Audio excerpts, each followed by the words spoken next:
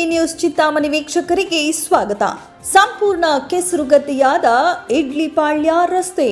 ಹೌದು ವೀಕ್ಷಕರೇ, ಫೆಂಗಲ್ ಚಂಡಮಾರುತದ ಎಫೆಕ್ಟ್ ನಗರಕ್ಕೂ ಅಪ್ಪಳಿಸಿದ್ದು ನಗರದ ಜನತೆ ತತ್ತರಿಸಿ ಹೋಗಿದ್ದಾರೆ.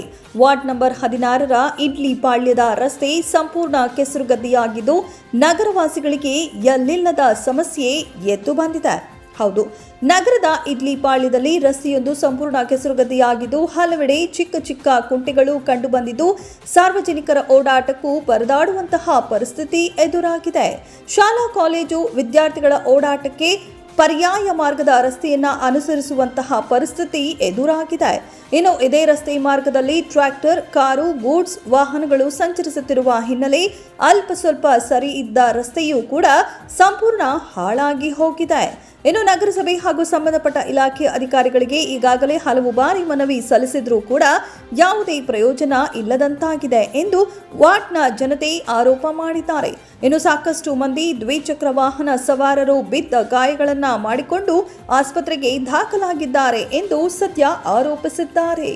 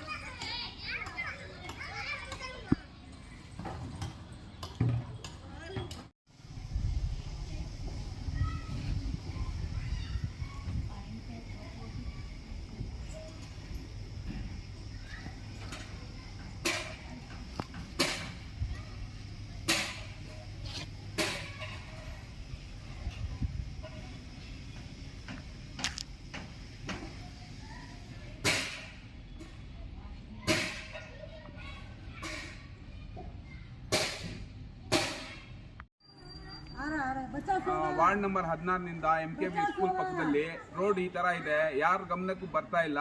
ಕೌನ್ಸಿಲರ್ಗೆ ಬಂದ್ರೆ ಹೇಳಿದ್ರೆ ಕೌನ್ಸಿಲರು ಬಂದಿಲ್ಲ. ಈ ತರ ಇದೆ, ಓಡಾಡೋಕ್ಕೂ ಕಷ್ಟ ಆಗಿದೆ. 15 ದಿವಸದಿಂದ ಈ ತರಾನೇ ಇದೆ ರೋಡು. ಯಾರು ಬಂದು ಇಲ್ಲಿ ನೋಡೋಕ್ಕೂ ಬರ್ತಾ ಇಲ್ಲ. ಈ ತರ ಇದೆ. ಮಕ್ಕಳು ಎಲ್ಲ ಬಿದ್ದೋಗ್ತಾ ಇದ್ದಾರೆ. ಗಾಡಿಯಲ್ಲಿ ಓಡಾಡೋಕ್ಕೆ ಕಷ್ಟ ಇದೆ. ಮನೆಯಲ್ಲಿ ಹೋಗೋಕ್ಕೆ ತುಂಬಾ ಕಷ್ಟ ಆಗ್ತಾ ಇದೆ. ಯಾರಾದರೂ ಬಂದು ಕಮಿಷನರು ಯಾರು ಬಂದು ಸ್ವಲ್ಪ ನೋಡ್ಬೇಕಂತ ಹೇಳ್ತಾ ಇದ್ದೀನಿ.